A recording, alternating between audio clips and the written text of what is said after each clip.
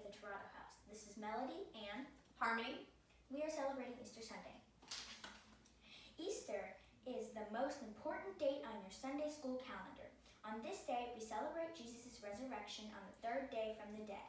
This was the event that forever could change the course of the world.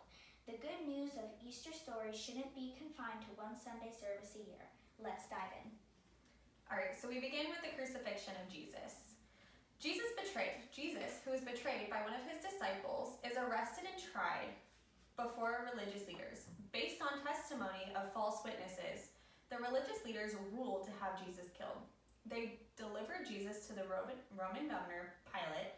In response to the requests of the Jewish people, Pilate ordered Jesus to be whipped and crucified. Beaten and bloody, Jesus carried his cross to Golgotha, where his hands and feet were nailed to the cross and then lifted upright between two thieves. While hanging on the cross, the Roman soldiers and the religious leaders mocked him. When Jesus died, the earth shook, rocks were split, tombs were opened, and the veil in the temple was torn in two. Those who were with Jesus after his death and witnessed these things were filled with awe and knew that he truly was the Son of God. Because we love Jesus so much, it is easy to feel bad that he had to come to earth to live as a man destined to die for something that he didn't do. But we remember that Jesus was never sad about his mission. He knew from the moment he created the universe that he would do this, and that knowledge didn't make him change anything. His mission on earth was done out of a love so deep we cannot understand. Sin had separated us from God, and Jesus' death changed all of that. Salvation through Jesus' death is the greatest gift we've ever been given. Jesus' acts planned before the universe was created and carried out to perfection, and should be celebrated and not mourned. So, Melody, what's the big idea? Christ died for our sins in accordance to the scriptures. And is that a verse that we should memorize? Yeah, it's 1 Corinthians 15:3. Christ died for our sins in accordance to the scriptures. Awesome. And then after the crucifixion of Jesus, we have the resurrection of Christ.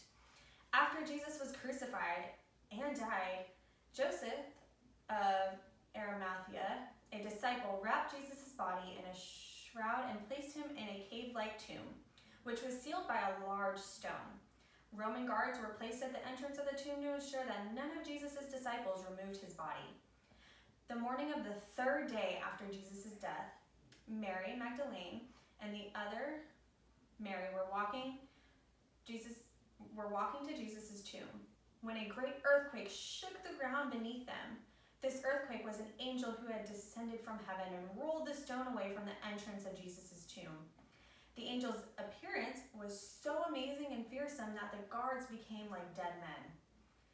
The angel told the women that Jesus was not in the tomb, but that he had risen.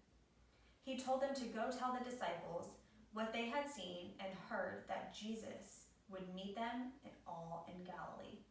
As they rushed back to tell the disciples the news, Jesus appeared, and the two women fell to his feet and worshipped him. He asked them to tell the disciples to meet him in Galilee. As this was happening, some of the guards went back to report what had happened. The chief priests and elders collected a large sum of money and paid the soldiers to tell the people that some of Jesus' disciples came during the night and took Jesus' body while the guards were sleeping. The soldiers took the money and did as they were told. All right, now what's the big idea from this one, Melly? Even though we can't see him, Jesus is real and he is the Lord.